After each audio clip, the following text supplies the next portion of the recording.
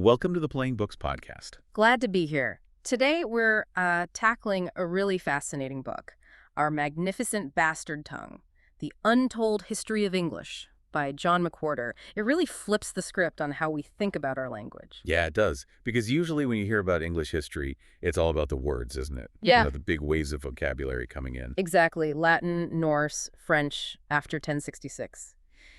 It's presented as the story of piling up more and more words, giving us this huge dictionary. Which is true. We do have a massive vocabulary. We do, but McWhorter's argument, his big point, is that just focusing on words, completely misses the real drama. The wild story is in the structure, the grammar. And we should probably clarify what we mean by grammar here. It's not the stuff your English teacher circled in red ink, right? Like splitting infinitives or ending sentences with prepositions. Well, no, not those grim little rules, as McWhorter calls them. We're talking about the deep architecture, the bones of the language. Things like how verbs change or word order. Yeah, exactly. Conjugational endings, I walk, he walks. Case markers, think about German, where the changes constantly depending on the noun's job in the sentence, subject, object, whatever, that kind of thing. Or even basic word order Japanese puts the verb at the very end, totally different from English. That's grammar in this sense. Right. It's the operating system, not just the apps you install. If you try to learn, say, Russian or Finnish, it's those complex endings and structures, the grammar, that's the real mountain to climb, much more than just memorizing words. Precisely. And this leads us straight into McWhorter's main thesis, which is, well, kind of shocking when you first hear it. Which is? That modern English grammar is just weird, especially when you compare it to its closest relatives. It's Germanic cousins, you mean? Like German, Swedish, Dutch? Exactly. He uses this great analogy. He says those other Germanic languages are like different kinds of deer, maybe antelopes, springbucks, elk. Okay. Variations on a theme. Yeah. They share a basic structural plan, different antlers, different coats, but fundamentally deer-like. And English. English is the dolphin. The dolphin. Okay, explain that. Well, it's still a mammal, right, but it's gone way off the reservation. It's lost its fur. It uses echolocation. It's fundamentally altered the basic blueprint. English has shed a huge amount of its original Germanic grammar, way more than its siblings, and it's picked up some really peculiar structural habits along the way. Habits that define how we talk every single day without even noticing. Absolutely. So our mission in this episode is to unpack that story. How did English become this miscegenated and abbreviated dolphin, as McWhorter puts it? We'll look at who was responsible for these changes and, crucially, what this history tells us about why so many of those grammar rules we obsess over today might actually be, well... hoaxes. Historical accidents, basically. Okay, so let's start with the miscegenated part. This is where McWhorter argues English grammar isn't purely Germanic, right? It got mixed. Exactly. He points to two really big structural features, kinks, he calls them, that you just don't find in other Germanic languages. But you do find them in Celtic languages, specifically Welsh and Cornish, which were spoken right there in Britain. Okay, what's the first kink? It's what linguists call meaningless do, or do support. Think about how we ask questions or make negative statements. Like, did you see that? Or, I did not see that. Right. Now, what job is do actually performing there? Semantically, I mean. If you just said, saw you that, or not saw that, the meaning is perfectly clear. Yeah, it sounds weird now, but you understand it. The do doesn't really add information. It doesn't. It's just a structural placeholder, a cog in the grammatical machine that's absolutely required in modern English for questions and negatives. But it can have meaning sometimes, right? Like if I insist, I did finish the report. Ah, yes, that's the emphatic do. That's different. That adds force. But in did you finish, or I did not finish, it's purely grammatical scaffolding. It's meaningless filler. And that's unusual compared to other languages. Very. Most languages, like French or German or Russian, they just don't need a dummy verb like this. They negate with a particle like nicht in German, or they change word order or intonation for questions. They don't stick in an extra verb that means nothing. McWhorter says it's about as common globally as finding, like, an AMC gremlin on the moon. Okay, so that's kink number one. What's the second? The progressive ing present tense. How we talk about actions happening right now. I am talking. You are listening. Exactly. We have to use that ing form for ongoing present action. If I just say, I talk, what does that mean? That you do it regularly, like I talk to my plants every Tuesday.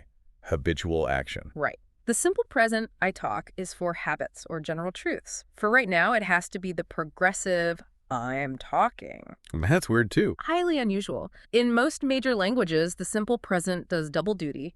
French, j'écris means I write, generally, but it also means I am writing right now. Same in Spanish, German. The bare verb usually covers the immediate present. English forces this clunkier progressive structure into that slot. Okay, so two unique features. Meaningless, do, and the mandatory progressive ing. And McWhorter's point is, That Welsh and Cornish, the Celtic languages spoken by the native Britons when the Anglo-Saxons arrived, have the exact same features. seriously, the same meaningless do. Yep.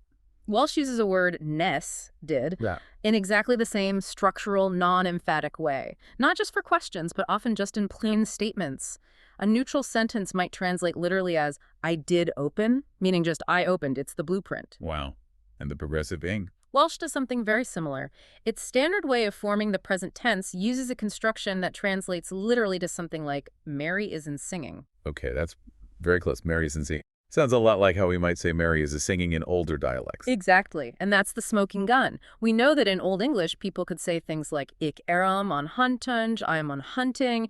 That structure mirrors the Celtic one. So the idea is that on hunting phrase was influenced by the way the Celts spoke. That's the argument. And then, over time, that wore down, first to a I am a hunting, which you still hear sometimes in folk songs or older speech. And then the A just disappeared. Leaving us with the modern I am hunting, the structure itself, the way of thinking about ongoing action using that be plus verbing form, seems to have been borrowed or influenced heavily by the Celtic way of speaking. It took root and became the default.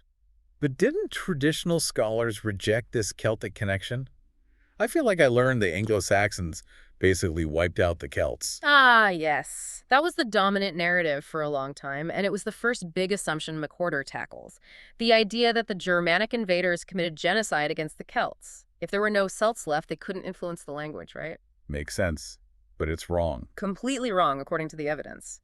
Archaeology, written records, and genetics all point the other way. The number of Anglo-Saxon invaders around the 5th century was relatively small, maybe 250,000. Yeah. They settled among a much larger native Celtic population. How do we know they weren't wiped out or pushed completely to the fringes? Well, we have things like King Ine's laws from the 7th century, which explicitly mention the word for Celts, or foreigners living under Anglo-Saxon rule with specific rights and values assigned to them.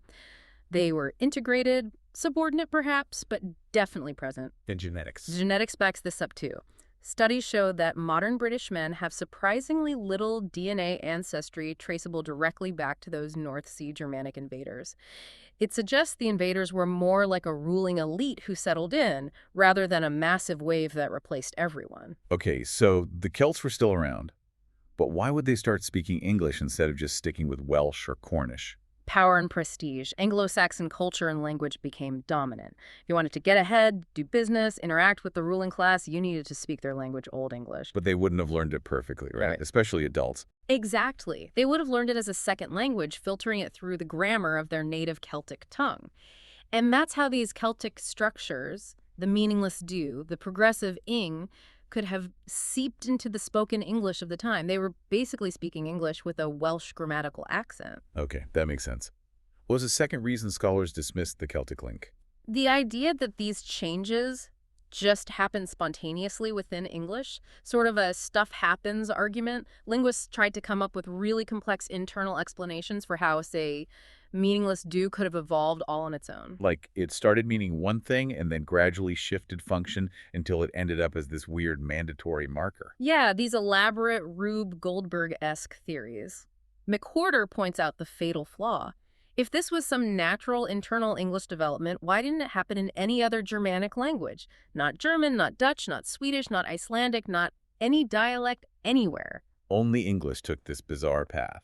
Right. It requires English to be uniquely special and follow this incredibly convoluted internal logic when there's a much simpler explanation right next door. Contact with Celtic speakers whose languages already had these exact features. The parallel is just too strong to ignore. Occam's razor, basically. Makes sense. Simple explanation is usually better. What was the third objection? The timing. Critics pointed out that these features, the do and the ing, don't really show up reliably in written English until after 1300 AD. That's like 800 years after the Anglo-Saxons arrived. If Celts influenced English back in the 5th or 6th century, why did it take so long to appear in writing? That does seem like a problem. It seems like one, but McWhorter argues it misunderstands the difference between speech and scripture in the Dark Ages. Writing back then wasn't like tweeting. It was formal, conservative, controlled by elites, often monks. And they were writing a very specific, high-status form of Old English. Exactly. Usually the West Saxon dialect, which was seen as the proper form, the one closest to the continental roots, the kind of English spoken by ordinary people, especially those bilingual Celts learning it imperfectly, this Celtified English with its weird do's and ings, would have been seen as, well, mixed, funny sounding, vulgar. Not the kind of thing you'd carefully write down on expensive parchment. Precisely. It would have existed purely in spoken form, maybe for centuries, among the lower classes and in areas with lots of Celtic speakers. It was hidden from the written record. So what changed? Why did it eventually surface in writing after 1300? The Norman conquest of 1066, that was the historical accident. The Normans came in, French became the language of the court and administration, and the old Anglo-Saxon scribal tradition, that rigid West Saxon standard, basically got broken. The elite weren't writing in English anymore for a while. Right. And when English did start to reappear more widely in writing, around 1200 or 1300, the language that got written down wasn't that old formal West Saxon. It was closer to the language people had actually been speaking all along. Including those features that had been bubbling under the surface. Exactly. The simplified grammar, the missing case endings, and yes, those previously substandard Celtic features like do support and the progressive lining finally had a chance to make it onto the page because the old gatekeepers were gone. Is there any modern parallel to a grammatical feature existing only in speech? McWhorter gives a great example. The northern subject rule, found in some dialects in the north of England. What's that? It's where speakers might say things like, the dogs runs fast, or my friends walks home.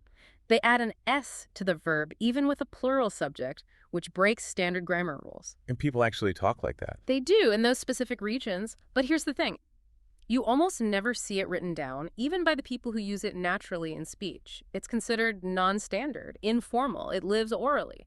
So that shows how a grammatical feature, maybe even one with Celtic roots, like some argue for this rule, could exist purely in speech for ages without hitting the formal written record. Precisely.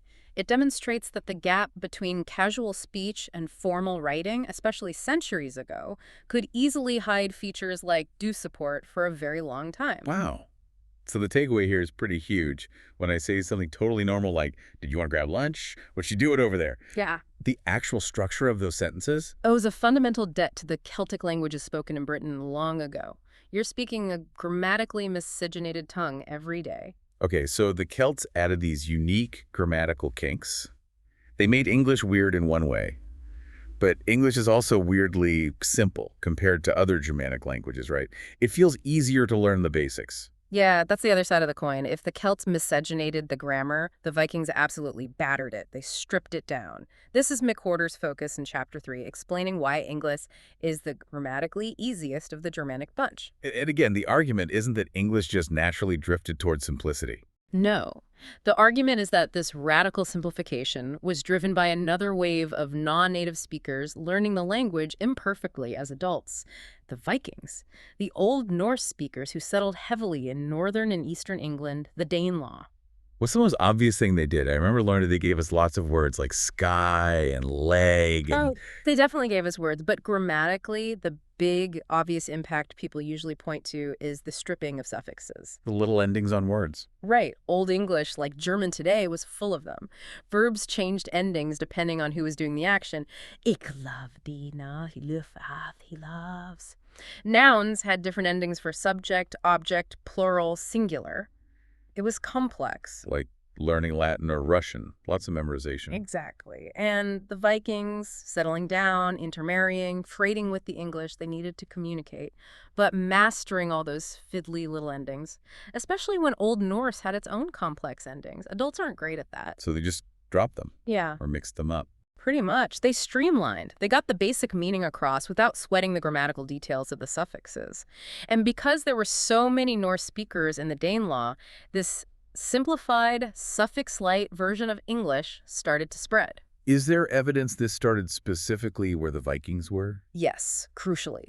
The historical documents show that the decay of these grammatical suffixes began earlier and happened much more dramatically in the northern dialects, right in the heart of the Danelaw, compared to the south, where Viking influence was weaker. So it points strongly to language contact, not just random internal change. Absolutely. It's a clear fingerprint of imperfect learning by Norse speakers. But McWhorter says losing suffixes was just the tip of the iceberg, right? Oh, yeah. The Vikings didn't just sand off the endings, they took a sledgehammer to the whole grammatical system. The scale of simplification across multiple complex features, all happening around the same time, is staggering. It's the clearest sign that large numbers of adults were reshaping the language for practical use. Okay, so beyond suffixes, what major structures did English lose that its Germanic cousins kept? Well, first, and maybe most shockingly, grammatical gender. You mean like der, das in German? Masculine, feminine, neuter. Exactly. Proto-Germanic had it, Old English had it, and pretty much every other Germanic language still has it. German assigns gender, seemingly randomly. The spoon is masculine, the fork feminine, the knife neuter. And that affects other words, like adjectives? Hugely. The form of the a and any adjectives describing the noun changes depending on its gender and its role in the sentence, subject, object, etc. It creates this incredibly complex web of agreement. And English. Just dropped it completely. Yeah. We are the only Germanic language and practically the only Indo-European language in all of Europe to have completely eliminated grammatical gender. Yeah. It's a massive simplification, the kind of intricate system that adult second language learners would find bewildering and happily ignore. Wow. Okay, what else got battered? Reflexive verbs. Think about actions related to feeling or moving yourself. In German, you don't just remember, you remember yourself, sich erinnern. You don't just sit down, you set yourself down, sich setzen. You don't just feel a certain way, you feel yourself that way, sich fühlen. There's always that sich, that self-marker attached. Very often, for a whole class of verbs involving personal state or movement, McWhorter calls it a self-fetish. Old English had more of this too.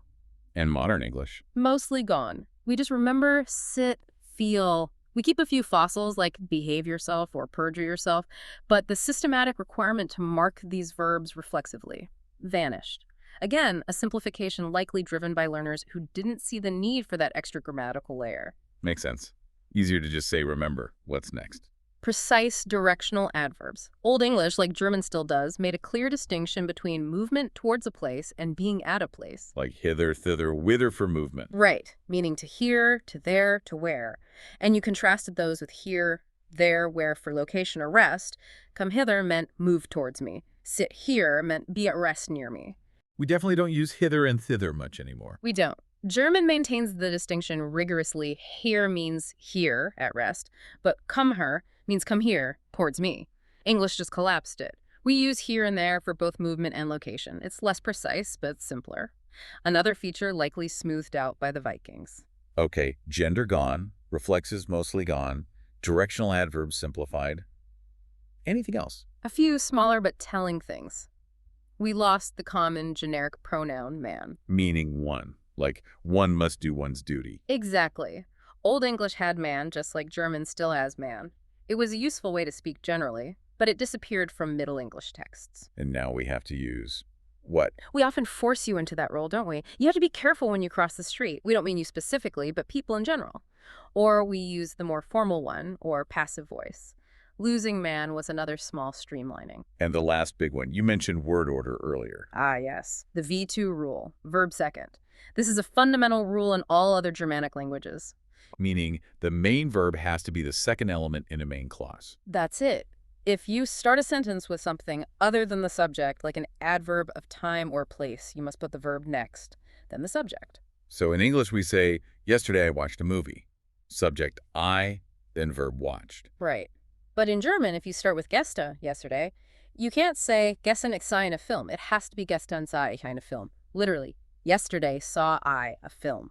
Verb in second place. That forces a lot of inversion. It does. It's a strict structural constraint. And English. Don't do it. Yesterday I saw. Simple subject, verb, object, SVO, most of the time. Exactly. And guess where the V2 rule started disappearing first in England? Let me guess. The North. The Danelaw. Bingo. The evidence points again to the areas of heavy Viking settlement as the place where this fundamental Germanic word order rule started to break down. It's much easier for learners to stick to a more consistent SVO pattern. So looking at all this together, losing suffixes, gender, reflexives, V2, simplifying adverbs, it's not just one random change, it's a whole pattern. It's a massive simultaneous simplification across the board. McWhorter argues this is undeniable evidence of widespread adult language acquisition. The Vikings weren't trying to learn perfect Old English. They needed a functional tool for communication, and they hacked away the complexities to make it work. So if the Celts added grammatical complexity in some ways, the Vikings were like a grammatical lawnmower, just subtracting it. That's a great way to put it. Celts added the weird kinks. Vikings did the radical simplifying. Both processes were driven by non-native speakers, leaving us with this uniquely structured, uniquely easy Germanic language. Okay, this history is fascinating, but McWhorter argues it has real practical consequences for us today, Right? especially when it comes to how we view so-called grammar mistakes. Absolutely. If our standard English grammar is itself the result of massive historical errors, Celts imposing their structures, Vikings simplifying things they couldn't master, then what basis do we have for freaking out about minor variations in usage today? It kind of pulls the rug out from under the whole idea of a correct, unchanging English. It really does. McWhorter calls the whole modern epidemic of grammatical errors a hoax. He argues that many of the things people get corrected on aren't signs of ignorance or laziness. They're often just natural linguistic changes or features that have been part of the language for ages. What's the main line of attack from the grammar police? That common usage is illogical. That's a big one. The hoax of illogicality. Prescriptivists love to claim certain usages violate logic. But McWhorter points out that no natural language is perfectly logical. They all have quirks, inconsistencies, leaks, arbitrary bits. Yeah. English more than most, thanks to its history. So give us an example. What's something often called illogical? The classic one is singular they, using they, them, or their to refer to a single person whose gender isn't known or specified. Like if a student needs help, they should ask their professor. Exactly. Pedants scream, they is plural, you can't use it for one person, it's illogical. But what are the alternatives? Clunky, he or she, just using he and ignoring half the population. Yeah, it feels natural there. It is natural. It's a sensible solution for gender neutrality or abstraction. And McWhorter points out it's not new. Esteemed writers Shakespeare, Austen, Thackeray used singular they for centuries before 18th and 19th century grammarians, often trying to make English fit Latin rules, decided it was wrong. So it's not illogical, it's just convenient and historical. Precisely. It fills a gap naturally. Calling it illogical ignores linguistic reality and history. Okay, what's another common error? How about using Billy and me as the subject? Billy and me went to the park. Oh yeah, should be Billy and I, right? Because it's the subject. That's the rule derived from Latin grammar. But why do native English speakers naturally say Billy and me so often, especially in casual speech?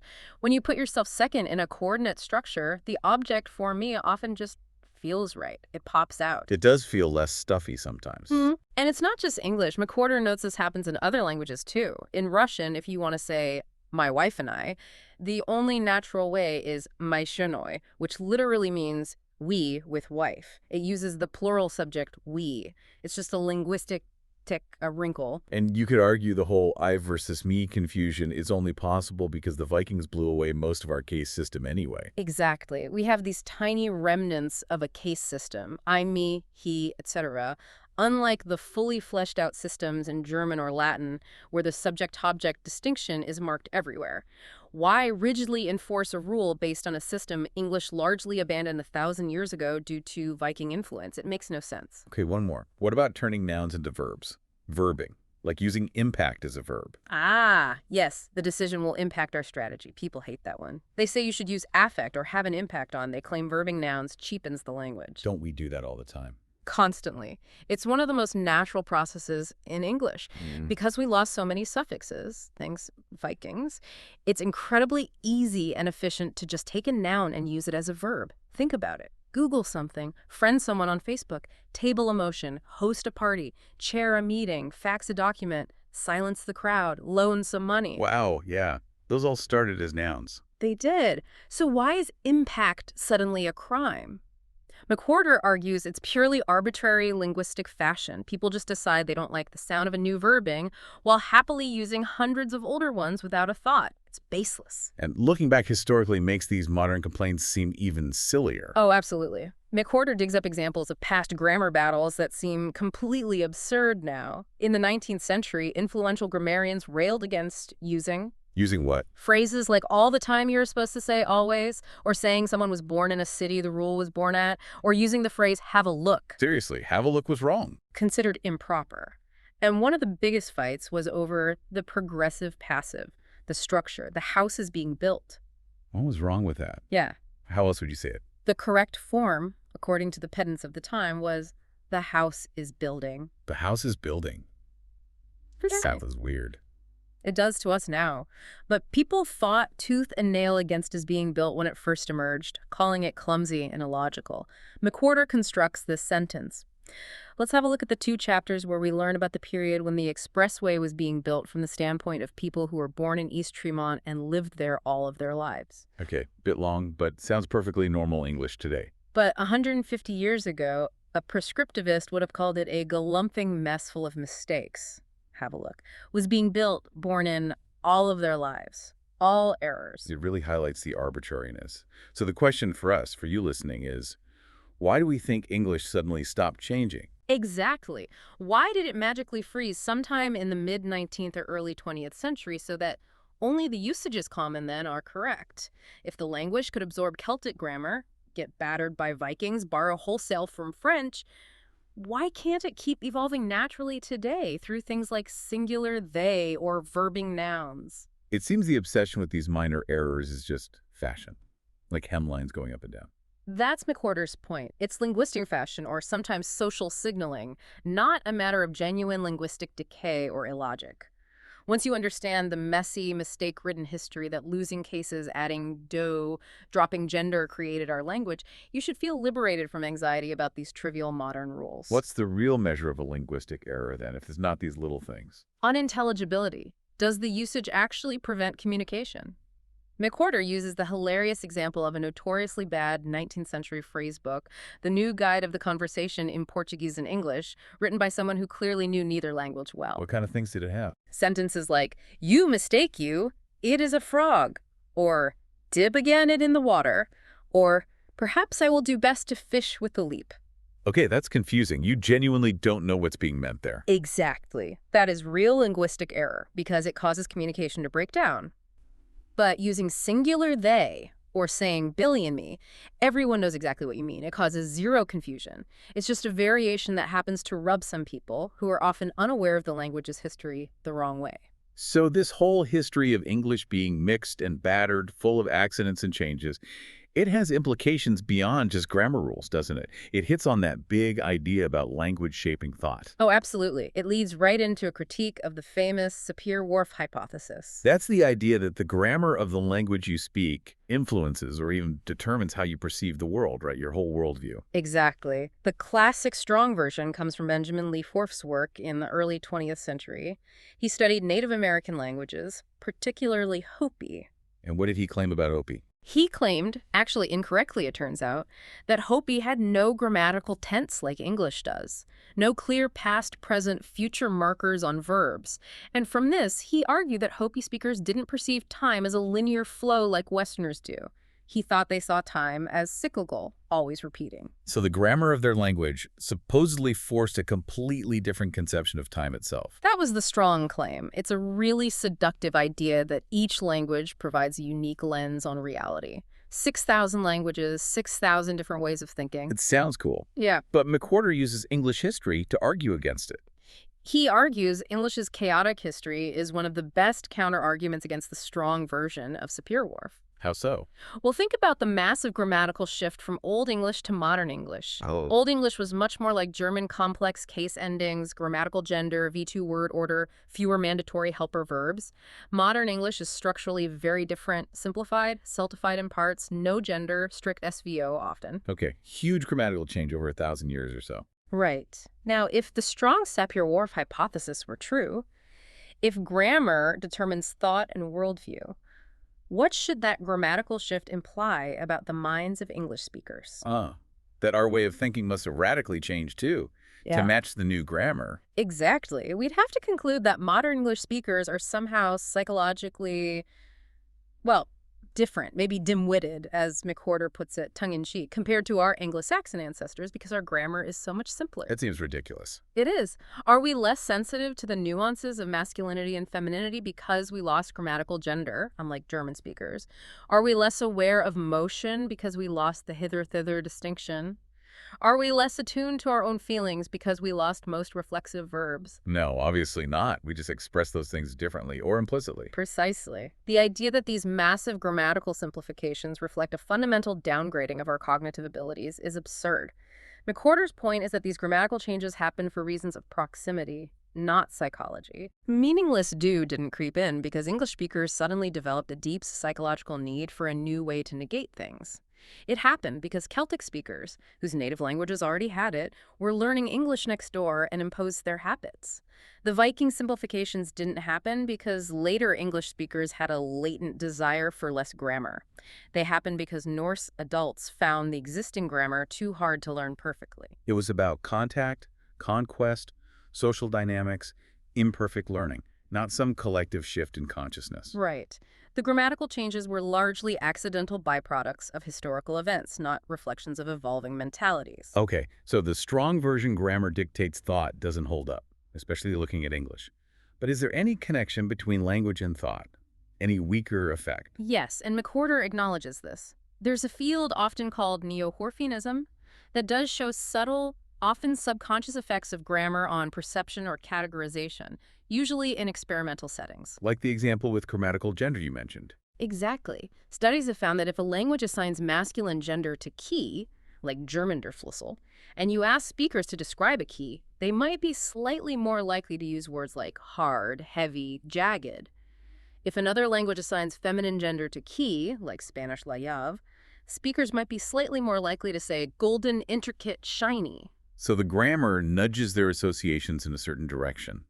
In subtle ways when they're forced to think about it in a lab. Similarly, languages that grammatically require speakers to specify how they know something, did they see it, hear it, infer it, might make their speakers slightly more tuned to evidence sources in certain tasks. But these aren't profound worldview changes. No. McWhorter emphasizes these are subtle, fleeting, subconscious biases. No German speaker walks around perceiving keys as inherently male, or Spanish speakers thinking of tables, la mesa feminine, as women in their daily lives. It doesn't create fundamentally different realities. So the takeaway is English history shows grammar changes dramatically without causing huge shifts in how people think. And while subtle effects exist, They don't support the grand Sapir-Whorfian idea of languages creating fundamentally different cognitive worlds. All humans, regardless of whether their language has complex cases or simple SVO, engage in complex thought, abstract reasoning, planning, etc. The diversity is in the linguistic expression, not necessarily the core cognitive capacity. English's messy evolution is proof of that. okay, so we've seen Celtic influence, Viking battering, but McWhorter takes the story of English's bastard nature back even further, right? Before it was even Old English. He does. He argues that the weirdness, the tendency towards simplification and mixing, goes all the way back to the ancestor of English and all the other Germanic languages. Proto-Germanic, or PGMC. Which itself came from an older language. Right. Proto-Germanic was a daughter language of Proto-Indo-European, PIE, the reconstructed ancestor of most languages in Europe, Iran, and northern India. But the key point is that PGMC was already an oddball compared to its PIE parent. It was already simplified and mixed. So even before the Celts and Vikings got their hands on English, its deeper ancestor was already a bit battered. That's the idea. It suggests that maybe PIE itself was learned imperfectly by some group, leading to the simplified and quirky features of Proto-Germanic. McWhorter highlights 4 main oddities in PGMC compared to PIE. Okay, what's the first one? The most famous is the consonant shift described by Grimm's law. Jacob Grimm noticed this systematic sound change. How did it work? Basically, where PIE had harder, stopped consonants like P, T, K, Proto-Germanic shifted them to softer, hissy, fricative sounds. F, T, H, like in thin, and H. Can you give an example? Think of Latin pater, father, or piscis, which likely preserves the older PIE P sound. In Germanic languages, that P became an F, English father, fish, German vader, fish. Same with PIE becoming the Latin tres versus English 3, and PIEK becoming S, Latin cornu versus English horn. Okay, a systematic shift. Why is that considered weird or suggestive of mixed? Because that specific kind of shift stops becoming fricatives isn't super common as a purely internal change. PIE itself seems to have been relatively poor in fricative sounds. McWhorter suggests this pattern looks like what happens when speakers of a language rich in fricatives learn a language, poor in them, they substitute their familiar sounds. It sounds like a foreign accent becoming embedded in the language. Interesting. What's the second PGMC oddity? Strong verbs. This is the system where verbs mark the past tense by changing their internal vowel. Like sing, sang, sung, or drive, drove, driven. Exactly. Now, vowel change, called ablaut, existed in PIE and served various functions. But Proto-Germanic did something unique. It took this process and really formalized it as the main way to signal past tense for a large class of core verbs. And why is that significant? Because that specific pattern, using systematic internal vowel change as the primary marker of tense or aspect, is not typical of Indo-European languages. But it is a hallmark of a completely different language family, Semitic languages like Hebrew and Arabic. Really? How does it work there? In Hebrew, for instance, the root consonants, like KTV for writing, stay the same, but you change the vowels to get different forms. Katev, he writes present. Katav, he wrote past. The structure is remarkably similar to the Germanic strong verb system. It suggests a possible Semitic influence on PGMC grammar. Wow. Okay, consonant shifts, strong verbs. What else? Abbreviated structure. Compared to what we reconstruct for PIE, Proto-Germanic looks dramatically simplified. How so? PIE probably had a very complex system, maybe 8 different noun cases, like nominative, accusative, genitive, dative, etc., and really elaborate verb endings marking tense, mood, person, number. Proto-Germanic seems to have slashed that down to only 4 noun cases and just 2 main tenses, present and past. That sounds familiar, like what the Vikings did to Old English later on. Exactly. It's the same pattern of massive simplification, especially losing case endings and simplifying the verb system. This strongly suggests that Proto-Germanic might have originated as a version of PIE learned imperfectly by adult speakers of another language who just didn't master all the Baroque complexity, a kind of schoolboy PIE. Okay, that's 3 points. What's the fourth? Orphan vocabulary. A significant chunk of the core Proto-Germanic vocabulary, maybe up to a third, can't be reliably traced back to known PIE roots. Words that just appear out of nowhere in Germanic. Pretty much. And intriguingly, many of these words relate to specific domains like the sea, sailing, warfare, and social institutions. Words like sea, ship, strand, sail, keel, north, south, east, west, king, knight, housewife, thing, as in assembly. Their origins are murky or disputed in PIE terms. Whereas related languages like Latin or Slavic often have clear PIE roots for similar concepts, like see being related to mare or more. Right. The English and other Germanic languages using see is an anomaly. It suggests this vocabulary might have been borrowed from some other non-Indo-European source associated with seafaring and organized society. So, putting it all together, the consonant shift like a foreign accent, the Semitic-style strong verbs, the massive simplification like adult learning, and the mystery seafaring vocabulary. Where does McWhorter suggest this influence might have come from? He explores the possibility of influence from the Semitic family, and specifically floats the Phoenician hypothesis as a tantalizing, though speculative, possibility. The Phoenicians, the ancient seafaring traders from the Levant. Exactly. They were dominant maritime traders in the Mediterranean and beyond, setting up colonies, including in Spain, right around the time Proto-Germanic is thought to have been developing, later centuries BC. What connects them specifically? Well, some evidence suggests their language, Punic, a Semitic dialect, might have had sound shifts similar to Grimm's Law, particularly P potentially shifting towards F. They were obviously master sailors, which could explain the influx of nautical terms, and the Semitic parallels in strong verbs fit. Is there any actual physical evidence linking Phoenicians to Northern Europe where PGMC arose? It's sparse but suggestive. McWhorter mentions ancient Greek accounts of voyages to Northern Europe, potentially encountering Germanic tribes. And archaeologists have found a few artifacts, including, intriguingly, a Phoenician-style cooking pot in Schleswig-Holstein, which is considered a likely homeland for Proto-Germanic speakers. So it's not proven, but it's a plausible scenario that fits the linguistic clues. Contact between PIE speakers and Semitic speakers, maybe Phoenicians, led to this simplified, mixed Proto-Germanic language. That's the picture McWhorter paints. It means the bastard nature of English isn't just from the Celts and Vikings, it goes right back to its roots.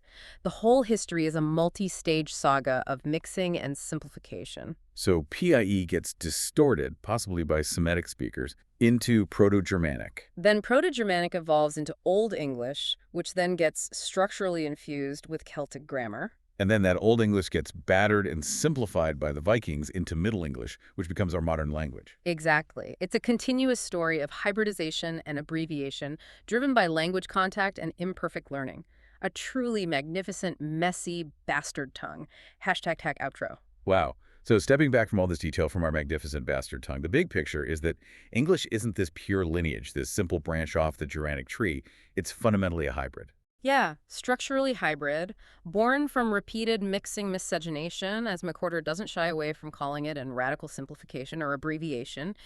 It's a history we should probably embrace, not try to ignore. The usual story, focusing just on borrowed words, feels so static compared to this. It does. This history is dynamic. It's about actions. What did non-native speakers do to the grammar? Celts added things, Vikings subtracted things, maybe Phoenicians or others warped it even earlier. And McWhorter's final thought is powerful. Actions speak louder than words, especially when those actions are the cumulative grammatical shifts that forge a language. And the practical takeaway for us, for you listening, is hopefully liberating. It really should be. If you grasp that massive changes, losing cases, adding meaningless do, dropping gender, or just historical accidents, products of contact and simplification, then you shouldn't feel beholden to arbitrary prescriptive rules invented centuries later. Let it enhance your life. Don't sweat using singular they. Don't feel ashamed if Billy me went slips out. These aren't signs of decay. They're just the language doing what it has always done, changing and adapting, often through mistakes. Exactly. So maybe a final thought to ponder is, our current standard English is built on the necessary errors and shortcuts of past learners.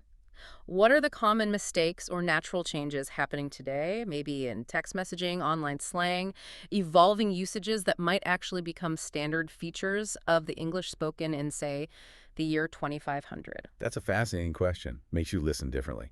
To really dig into all the evidence and stories McWhorter presents, including things we didn't even get to, like French influence on spelling and pronunciation, we absolutely recommend you pick up a copy of the book. Definitely. It's Our Magnificent Bastard Tongue, The Untold History of English. It's a fantastic read. And while you're at it, consider engaging with the author John McWhorter online. He's very active, often on platforms like X or through his newsletters and podcasts, and always offers brilliant insights on language. He's a great resource. Thank you so much for joining us for this exploration of English's wild history.